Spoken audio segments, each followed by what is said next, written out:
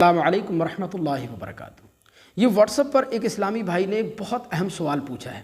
یہ کہتے ہیں کہ مجھ سے کسی نے کہا ہے کہ نکاح والے دن یا شادی والے دن اگر حق مہر ادا نہ کیا جائے تو میاں بیوی کا رشتہ جائز اور حلال نہیں ہوتا ہے۔ کیا یہ بات سچ ہے؟ شریعت مطہرہ میں اس کا حکم کیا ہے؟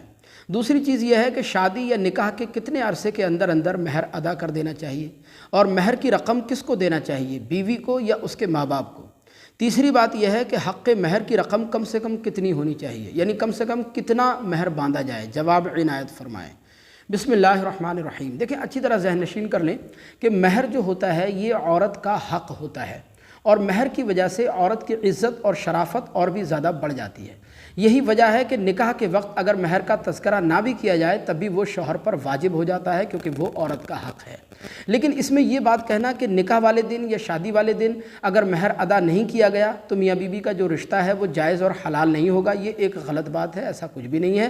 نکاح والے دن یا شادی والے دن ہی مہر کا ادا کرنا ضروری نہیں ہے۔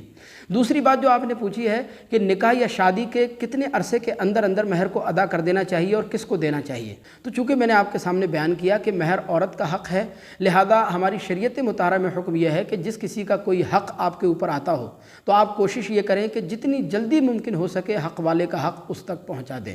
اب چونکہ مہر بھی عورت کا حق ہے، لہذا آپ کی کوشش یہ ہونی چاہیے کہ جتنی جلدی ممکن ہو سکے حق مہر آپ ادا کر دیں، مہر کی رقم بیوی کو دے دیں، کیونکہ یہ عورت کا حق ہے۔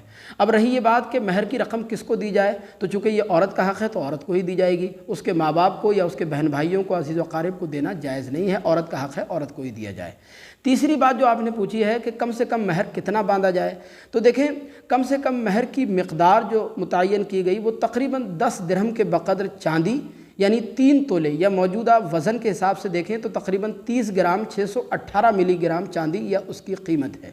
اور زیادہ سے زیادہ مہر کی کوئی مقدار متعین اور مقرر نہیں کی گئی، جتنے پر دونوں فریق راضی ہو جائیں اتنا ہی مہر دینا واجب ہوگا۔ لیکن مستحب یہ ہے کہ کم از کم مہر اتنا باندھا جائے جو آسانی سے ادا کیا جا سکے۔ مجھے امید ہے کہ یہ مسئلہ آپ اچھی طرح سمجھ گئے ہوں گے۔ اگر یہ مسائل آپ کو سمجھ آئے ہوں تو اس کلپ کو آگے لازمی شیئر کیجیے گا۔ السلام علیکم ورحمۃ اللہ۔